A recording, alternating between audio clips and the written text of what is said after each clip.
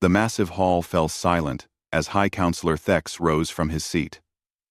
His tall, gray form cast a shadow across the circular chamber where representatives from 47 species had gathered. Captain Minjun Park sat straight in the human delegation's chair, his hands folded calmly on the smooth table before him. "The matter before us today," Thex announced, his voice echoing through the crystal dome above, "concerns the continued membership of species designation 847. Humanity." Park felt his chest tighten, but his face remained calm. He had expected this day for months. The signs had been clear. Fewer invitations to trade meetings, colder responses to human proposals, whispered conversations that stopped when humans approached. Over the past 50 years, Thex continued, humanity has shown itself incapable of following established galactic protocols. They make decisions based on emotion rather than logic. They refuse to maintain proper hierarchical structures. Most disturbing, they encourage other species to question long-standing traditions. A murmur rippled through the chamber. Park noticed that some delegates avoided his eyes, while others stared at him with barely hidden disgust. Only Ambassador Kale of the Zenthari looked uncomfortable, his blue-scaled fingers drumming nervously on his desk. "The humans," spoke Counselor Vex of the Hegemony, "have consistently violated Regulation 4.7 by forming personal friendships across species lines. This threatens the natural order that has kept peace for 2,000 years. They refuse to use proper titles when addressing superior species," added Representative Quinn of the Dominion. "Their scientists publish research without seeking approval from established authorities. Their merchants negotiate based on fairness rather than established privilege systems." Park wanted to speak, to defend his people, but protocol demanded he wait until directly addressed. He watched as species after species listed humanity's supposed crimes. The Vorthok complained that humans showed too much mercy to enemies.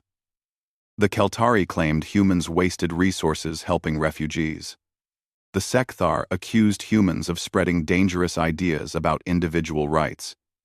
"Most troubling," Thex said, raising one long arm for silence, "is their influence on younger generations across the galaxy. Young aliens exposed to human culture begin questioning authority, seeking emotional connections, and prioritizing cooperation over command structures. This cannot continue." Finally, Thex turned toward Park. "Captain Park, you may speak for your species." Park stood slowly, his uniform crisp, despite the heavy atmosphere in the room. He looked around the chamber, meeting the eyes of beings he had worked with for years. Beings he had considered friends. "Honored counselors," he began, his voice steady. "We came to the stars 50 years ago, hoping to learn from older, wiser civilizations. We have learned much. We have also shared what we could offer. Our art, our music, our stories, our friendship." "Your chaos," interrupted Counselor Vex. "Perhaps," Park agreed quietly.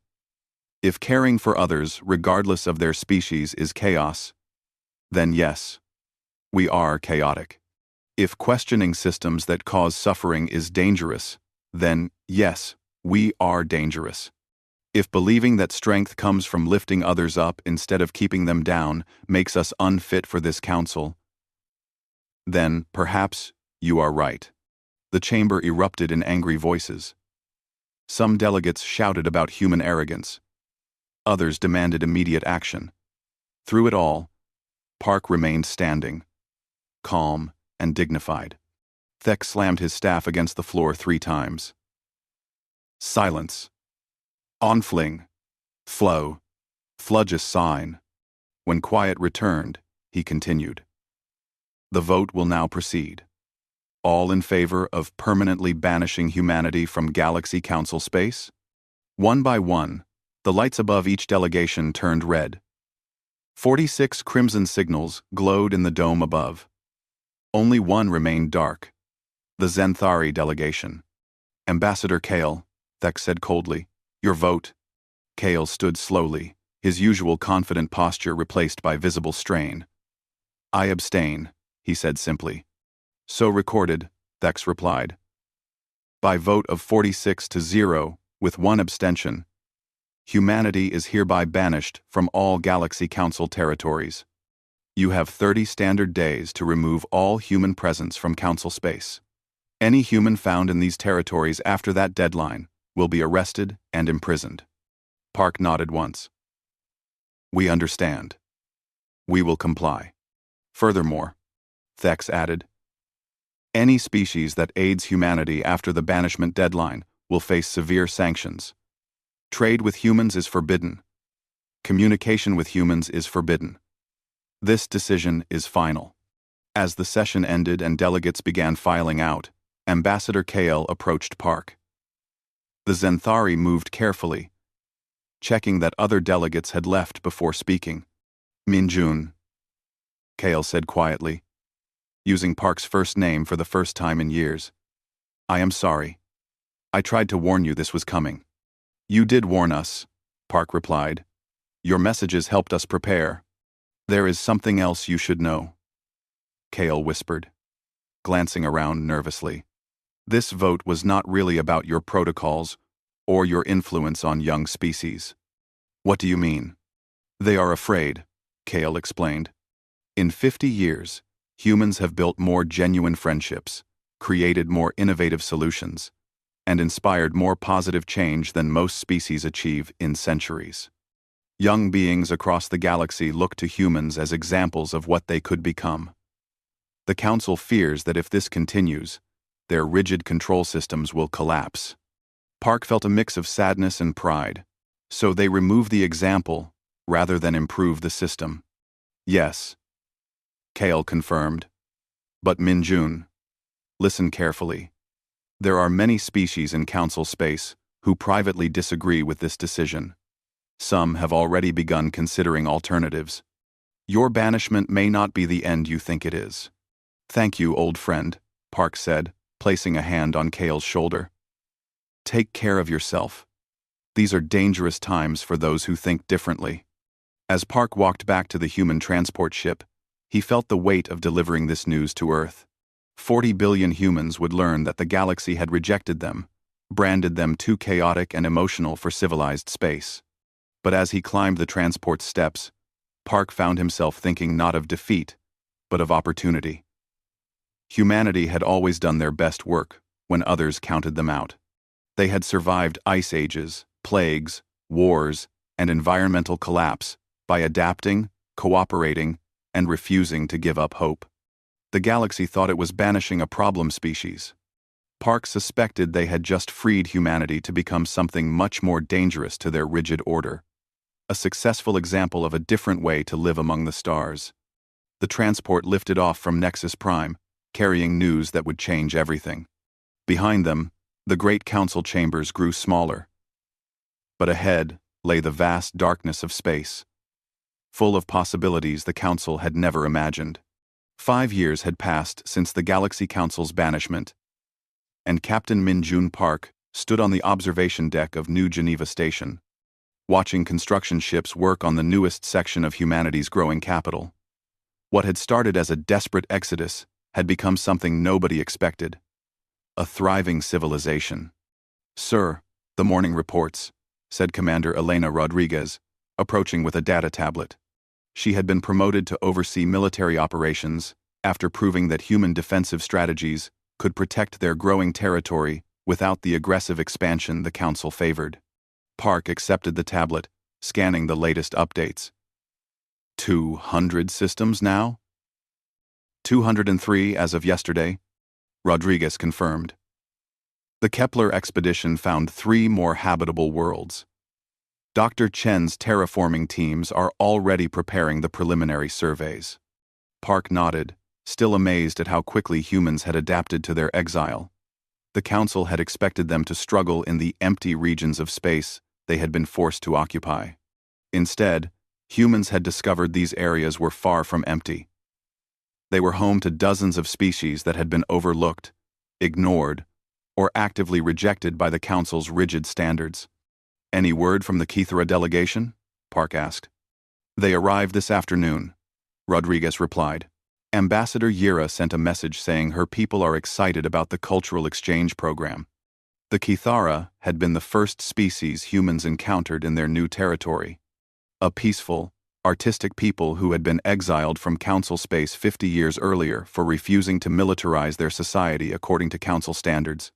When human scouts found their hidden worlds, both species had recognized kindred spirits immediately. Dr. Sarah Chen entered the observation lounge, her lab coat stained with the purple dust that came from working with Kithara biocrystals. Min-jun, you need to see this, she said, excitement clear in her voice. Park and Rodriguez followed Chen to her laboratory, where holographic displays showed complex molecular structures rotating slowly in the air. The Kithara biocrystal technology, combined with human engineering principles, has produced something incredible, Chen explained. We can terraform worlds in months instead of decades. Not by forcing change like the Council does, but by working with existing ecosystems to enhance them. Show me, Park said. Chen activated a larger display showing before and after images of a barren world. This is Kepler, 6 months ago.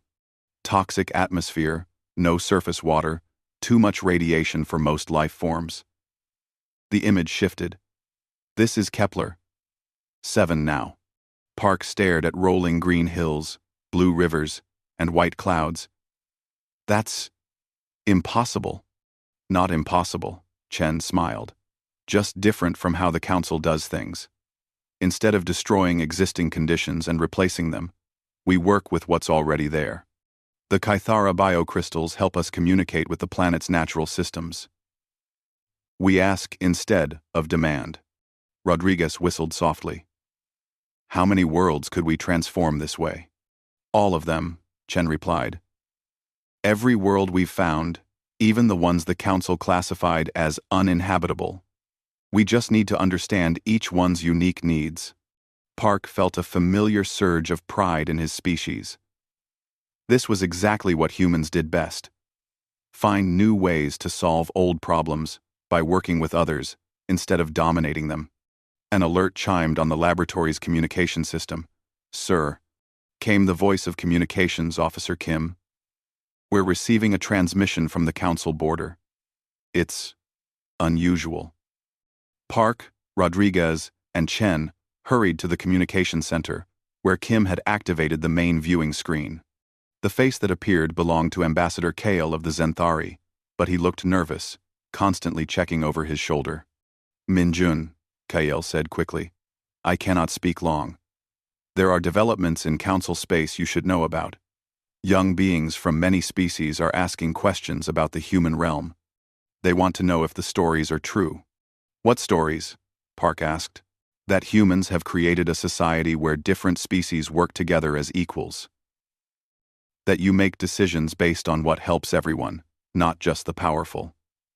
Kale paused, looking around again. Some species are secretly sending trade missions to your territory. The Council leadership is becoming very concerned. Park exchanged glances with Rodriguez and Chen. They had noticed the increase in lost ships that happened to end up in human space, and the surprising number of aliens who requested asylum or cultural exchanges. Kale, you're taking a big risk contacting us, Park said. Yes, but you deserve to know. There are 12 species now that have formally requested to open diplomatic relations with the human realm. The Council has refused all requests, but the pressure is building. Some of our younger generations are calling for complete withdrawal from the Council. The transmission flickered as Kale looked around frantically. I must go. Be careful, Min-jun. Success sometimes makes more enemies than failure. The screen went dark, leaving the 4 humans in thoughtful silence. Sir, Kim said quietly, there's more. We've been monitoring Council communication frequencies. There's increased military chatter along our borders. Rodriguez stepped forward. Recommendation. We accelerate defensive preparations. Not for aggression, but to protect what we've built. Park nodded, then turned to Chen. Doctor, how quickly can you train more terraforming teams? If things get difficult, we may have many more refugees seeking new homes. Already working on it, Chen replied. The Kithara have offered to share their knowledge with any species that joins our coalition. We could have 50 worlds ready for settlement within the year. Park walked back to the observation deck, looking out at the bustling activity around New Geneva Station. Ships from a dozen different species moved in carefully coordinated patterns. Construction crews that included humans, Kithara, and 3 other refugee species worked together on expansion projects. Children from multiple worlds played together in the station's gardens. This was what the Council had feared. Not human dominance, but human example. Humanity had not conquered space by force or claimed superiority through technology. Instead, they had offered friendship, cooperation, and a simple revolutionary idea: that different species could work together as equals to build something better than any of them could create alone. Rodriguez joined him at the observation window. "Sir, do you think we're ready for whatever comes next?" Park watched a group of young Kithara and human engineers collaborating on a new ship design. Their different perspectives combining to create solutions neither species could have imagined alone. "Elena," he said quietly, "I think we're exactly where we need to be." The Council taught the galaxy to fear differences. We're teaching it to celebrate them. That's not a battle that gets decided by weapons. Outside, the stars that had once seemed cold and unwelcoming now felt like home. Humanity had been banished from the galaxy's established order, but in their exile, they had discovered something the Council had never understood. True strength came not from ruling others, but from helping them become their best selves. In the dimly lit quarters aboard a Zenthari merchant vessel, young poet Zara Keth read her latest work to a small gathering of friends. Her words spoke of distant stars where different beings lived as equals, where art flourished without censorship, and where friendship mattered more than species hierarchy. "This is dangerous talk," whispered her friend Genmar, but his eyes showed fascination rather than fear. "It is truth," Zaraketh replied. "My cousin trades in the outer systems. He has seen the human worlds. They exist, and they are everything the Council claims is impossible." Unknown to Zaraketh, her poetry would be recorded, shared, and spread across Zenthari space within days. The hunger for something different, something hopeful, had been growing in the hearts of young beings throughout Council territory for years. 15 years had passed since humanity's banishment, and Captain Min Jun Park now carried the title of First Speaker of the Coalition of Independent Worlds. He stood in his office aboard New Geneva Station, reading intelligence reports that both encouraged and worried him. "The cultural influence is spreading faster than we expected," said Commander Elena Rodriguez, highlighting sections of the report on her tablet. Zenthari poetry, inspired by human ideals. Keltari musicians incorporating human harmony concepts. Even Vorthak youth questioning their rigid caste systems. Park nodded, studying data from across Council space. The numbers were remarkable. Application requests for coalition citizenship had increased by 300% in the past year. Secret trade missions from Council species had become so common that they were no longer secret. Most significantly, internal Council communications showed growing unrest among younger generations. "Any word from Ambassador Kale?" Park asked. "He sent another coded transmission yesterday," Rodriguez replied. "The Zenthari leadership is split. Half want to maintain Council loyalty, but the other half are seriously considering withdrawal. 3 other species are in similar situations." Dr. Sarah Chen entered the office, carrying a data crystal that glowed with soft blue light. "The latest cultural exchange reports," she announced. "You're not going to believe this." Park activated the crystal, and holographic images filled the room. The first showed a hegemony space station where alien teenagers gathered in groups, sharing human music and discussing concepts of individual choice. The next displayed a Keltari research facility, where scientists had abandoned rigid hierarchy in favor of collaborative teams based on human models. "This is just the beginning," Chen explained. Our education exchange programs have reached 47 council species. Young beings who study with us return home with new ideas about cooperation, creativity, and personal freedom. The council must be panicking, Rodriguez observed. They are, Park confirmed, reading the latest intelligence summary. High Counselor Thex has issued new regulations restricting contact with coalition territory. Any council citizen found with human cultural materials faces imprisonment. Trade with coalition worlds now carries a death sentence. A quote. IT. A quote. IT. A quote. That will only make it worse for them, Chen said. Young beings always want what authority tells them they cannot have. The harder the council pushes, the more attractive our way of life becomes. Park walked to his office window, looking out at the busy space around New Geneva. 12 species now called the Coalition home, with 3 more applications pending review. What had started as a haven for exiles had become something greater. Proof that the Council's way was not the only way. A soft chime announced an incoming priority message. The communication officer's face appeared on Park's desk display, looking excited and nervous. Sir, we have a formal diplomatic transmission from the Aquarian Collective. They're requesting immediate membership in the coalition. Park, Rodriguez, and Chen exchanged glances.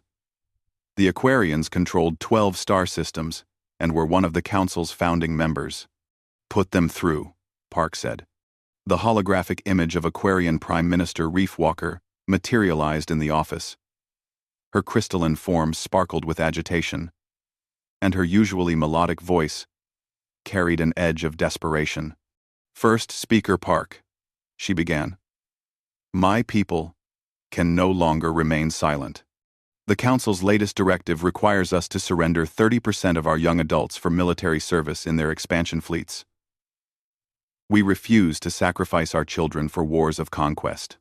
Prime Minister, Park replied carefully.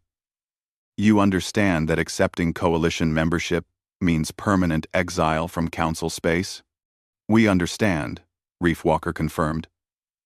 We have watched your coalition grow for 15 years. We have seen how different species thrive when treated as equals, rather than subjects. Our decision is unanimous. We choose freedom over security, cooperation over control. After the transmission ended, Park sat quietly for several minutes, understanding the magnitude of what had just occurred. The Aquarian Collective's defection would not go unnoticed. Other species would see that even founding council members could choose a different path. This changes everything, Rodriguez said quietly. When the council realizes they're losing core members, they will act, Park finished. The question is how. Chen pulled up strategic displays, showing both coalition and council territories. We need to prepare for refugees. If the Aquarians formally defect, other species may follow quickly. The Council will likely use force to prevent further departures. Begin preparations, Park ordered. Expand refugee processing capabilities on all border worlds. Coordinate with Dr. Chen's terraforming teams to ready new settlement planets. If we're going to offer hope to the galaxy, we need to be ready to deliver it. Over the following weeks, the situation developed exactly as Park had predicted. News of the Aquarian Collective's departure spread despite the Council's communication restrictions. 2 more species formally requested coalition membership. Young beings from across Council space began organizing protests, demanding greater freedoms. Ambassador Kale's reports painted a picture of growing chaos in Council territory. The rigid hierarchies that had maintained order for 2 millennia were cracking under pressure from beings who had glimpsed a different way of life. The Zenthari ruling council met an emergency session yesterday, Kale reported during a secret transmission. Half the delegates argued for opening negotiations with your coalition. The other half demanded immediate military action to destroy you before you can influence more species. Which side won? Park asked. Neither, yet, Kale replied. But Minjun, you must understand. The Council leadership views your coalition as an existential threat, not because you seek to conquer, but because you prove their system is unnecessary. Young beings across the galaxy are asking why they need rigid castes, why they cannot choose their own paths, why cooperation should be forbidden. Park felt the weight of responsibility settling on his shoulders. Humanity had never sought to challenge the Council directly. They had simply tried to build something better, in exile. But sometimes, the most powerful revolution was not fought with weapons, but with example. Kale, what would you do in our position? Park asked his old friend. The Zenthari ambassador was quiet for a long moment. I would continue being exactly what you are, he finally said. The Council's power has always rested on the belief that their way is the only way. You have proven that wrong. No amount of force can put that knowledge back in the box. As the transmission ended, Park realized that humanity stood at a crossroads. They could retreat, try to avoid confrontation with the Council's superior military forces, or they could continue forward, offering hope and refuge to any being willing to choose freedom over security. The choice, Park knew, was not really a choice at all. Humanity had never been good at abandoning those who needed help. They had been banished for caring too much about others, for refusing to accept that some beings mattered more than others. Now the galaxy would discover whether compassion was stronger than control, whether hope could triumph over fear. The quiet revolution that had begun with humanity's exile was about to become much louder. The Galaxy Council emergency session had been called in complete secrecy, but High Counselor Thex's rage echoed through the crystal dome chambers as he addressed the remaining delegates. His gray skin had darkened to nearly black, a sign of extreme agitation among his species. In 1 month, Thex announced, his voice trembling with fury. We have lost 3 founding member species to the so-called Coalition of Independent Worlds. The Aquarian Collective, the Hegemony Syndicate, and the Keltari Republic have all formally withdrawn from Council authority. The assembled delegates shifted nervously in their seats. Where once 47 species had gathered, now only 23 remained. Empty chairs stood as silent testimony to the growing exodus. The humans, Thex continued, spitting the word like a curse, have proven more dangerous than we ever imagined. Not through conquest or superior technology, but through the poison of their ideas. They have convinced our own members that hierarchy is unnecessary, that order is oppression, that different species can govern as equals. Ambassador Kale of the Zenthari sat quietly, his blue-scaled hands folded carefully on his desk. He had managed to delay his own species' departure vote for weeks, but pressure from the Zenthari population was mounting daily. Protests demanding coalition membership had grown too large to suppress.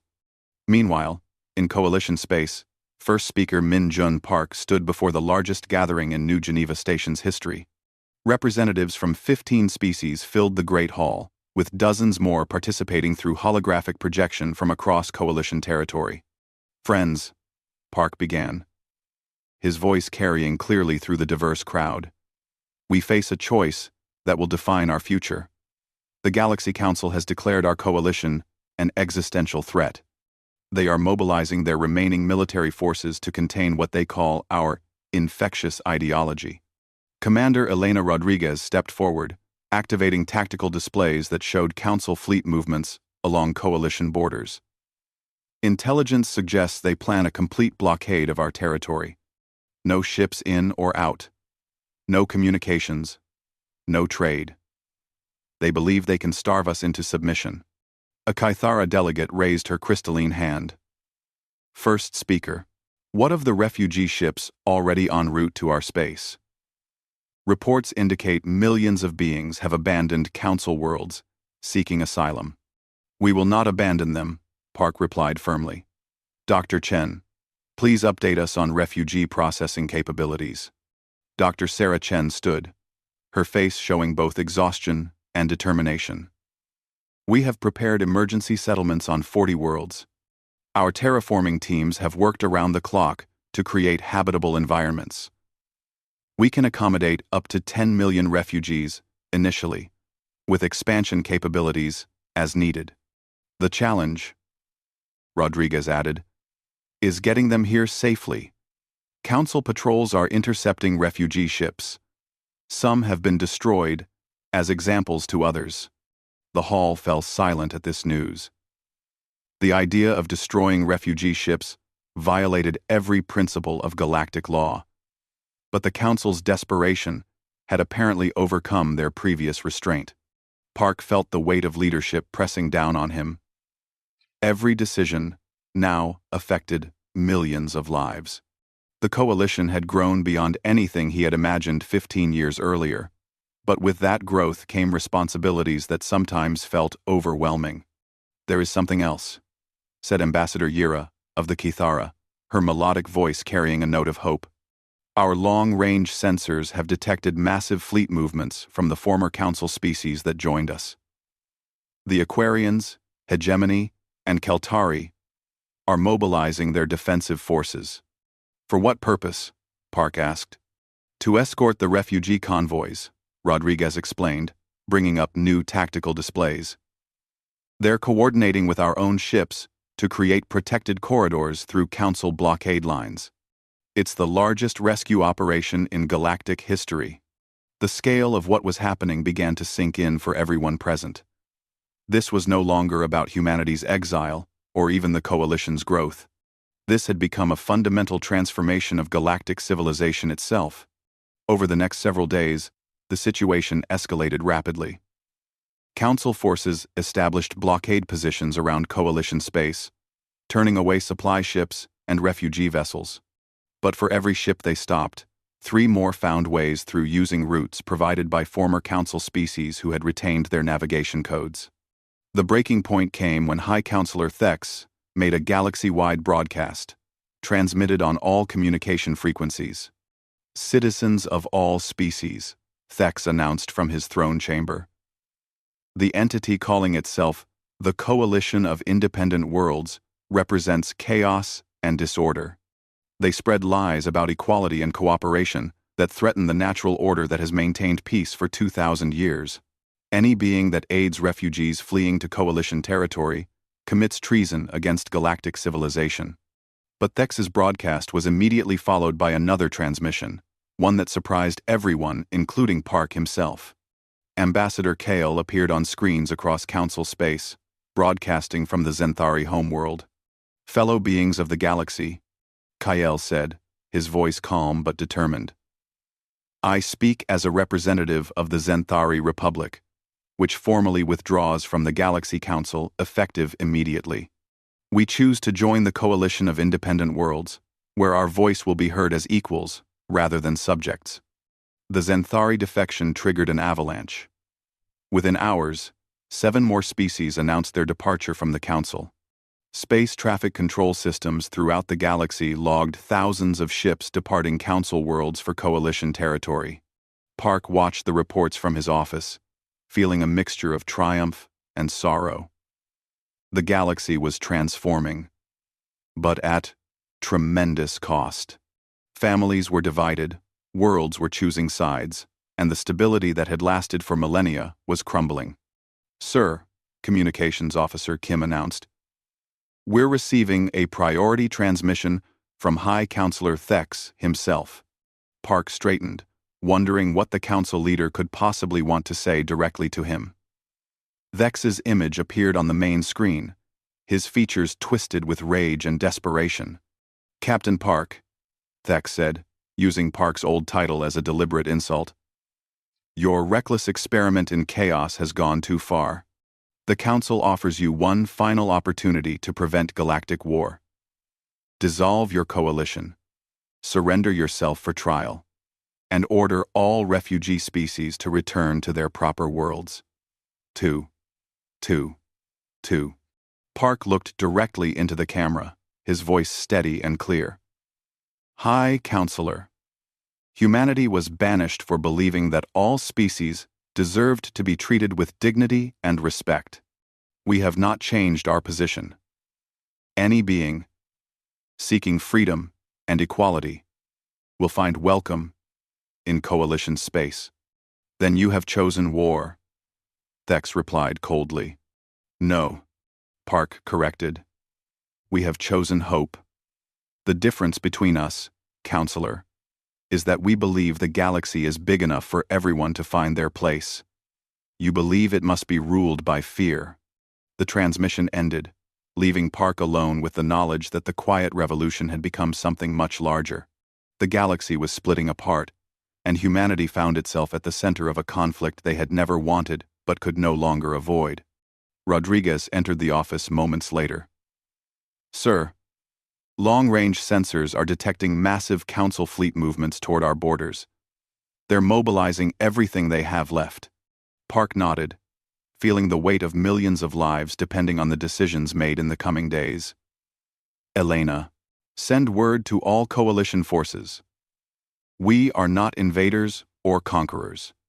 Our mission is to protect those who seek freedom, and to defend the right of every being to choose their own path.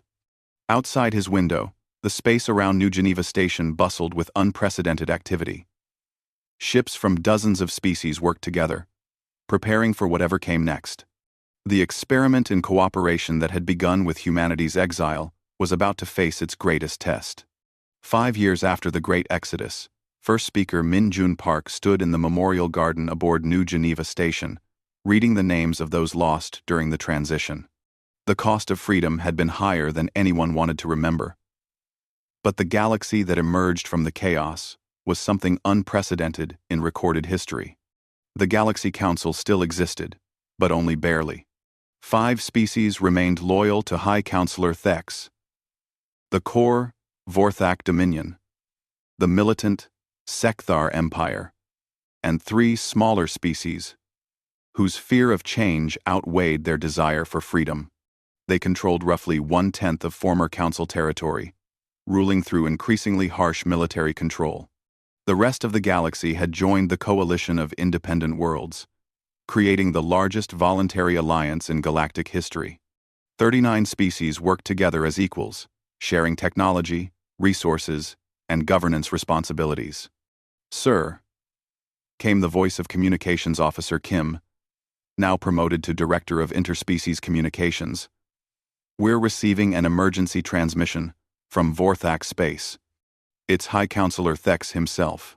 Park felt a familiar tightening in his chest. Communications from the Remnant Council were rare and usually hostile. He made his way to the main communication center, where Commander Elena Rodriguez and Dr. Sarah Chen were already waiting. Put him through, Park said.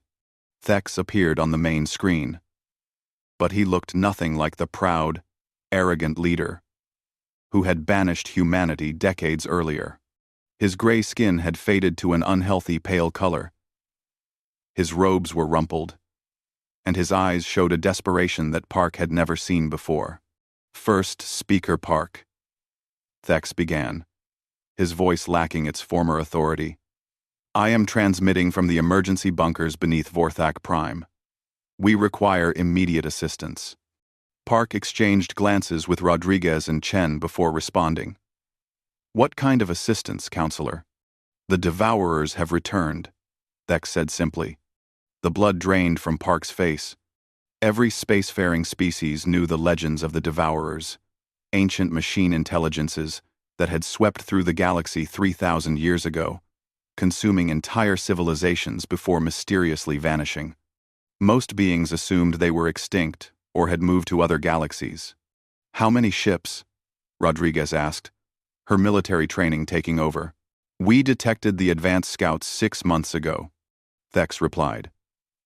Our long-range sensors now show a fleet of over 10,000 vessels approaching from the galactic rim. They will reach Vorthak space within 30 days. Chen leaned forward. What about your military forces? The Council always maintained the largest fleet in the galaxy. Thex's laugh was bitter and hollow. Our forces are designed to maintain order among organic species. Council doctrine emphasizes rigid command structures, overwhelming firepower, and predictable tactics. The Devourers adapt to everything we deploy against them. Our fleets cannot match their learning algorithms. Park understood immediately. The Council's military might was built for dominance over biological species that followed recognizable patterns. But the Devourers were something entirely different. Artificial intelligences that could analyze and counter any strategy within hours. "Counselor," Park said carefully, "why are you contacting us? Your council declared the Coalition a terrorist organization. You tried to blockade our territory and stop refugee movements." "Because," Thex replied, his voice breaking slightly, "your Coalition forces operate differently. Your species work together, adapt quickly, make unpredictable decisions based on emotion and intuition. These are exactly the qualities needed to fight an enemy that learns and adapts." Rodriguez stepped closer to the screen. "Are you asking the Coalition to defend Council worlds?" "I am asking you to defend the galaxy," Thex said. "The Devourers will not stop with our remaining territory. Once they consume our resources and technology, they will move on to yours. This threat requires all of us working together." Park felt the familiar weight of decision settling on his shoulders.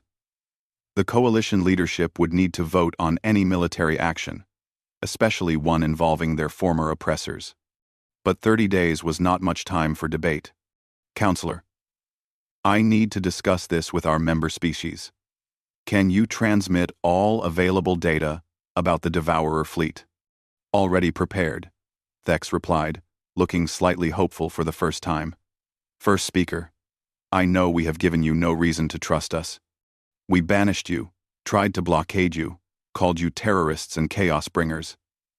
But if there is any mercy in your Coalition's philosophy—" "There is," Park said quietly.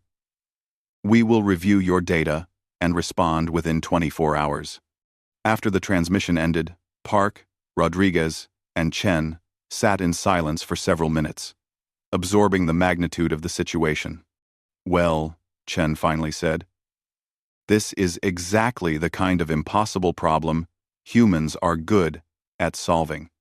Rodriguez pulled up tactical displays showing both Coalition and Council territories. From a strategic standpoint, defending the Council worlds makes sense. If the Devourers establish a foothold there, they'll have access to 3,000 years of accumulated military technology. But can our species trust each other enough to coordinate an effective defense? Park wondered aloud. The answer came faster than expected. When Park transmitted Thex's request to Coalition member worlds, the response was unanimous.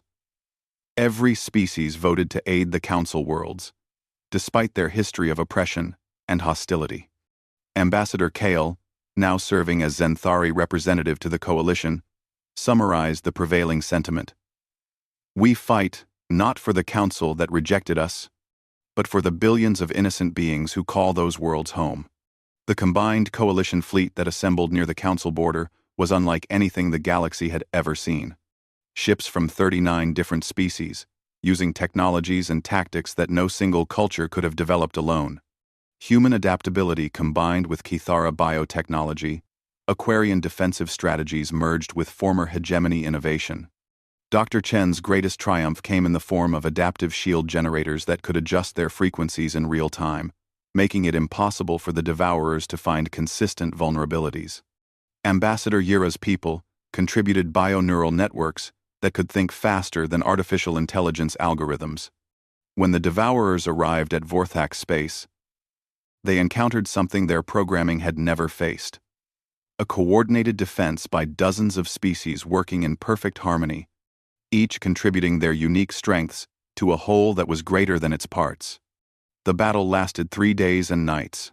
Devourer ships adapted to every tactic, but Coalition forces adapted faster, using human intuition, Kithara empathy, and Zenthari creativity to stay one step ahead of the machine intelligence. The decisive moment came when Dr. Chen discovered that the Devourer's central coordination network was vulnerable to a specific type of harmonic disruption. But delivering the weapon required a suicide run through the heart of the enemy fleet. Captain Thex Ka, the High Counselor's own son, volunteered his ship for the mission. "My father spent his life believing that order required oppression," he transmitted to Park as he began his final approach. "Let my death prove that cooperation is stronger than control." The harmonic weapon worked perfectly, disabling the entire Devourer fleet within minutes. The machine intelligences, cut off from their coordination network, became confused and vulnerable. Coalition forces systematically disabled or destroyed the remaining ships.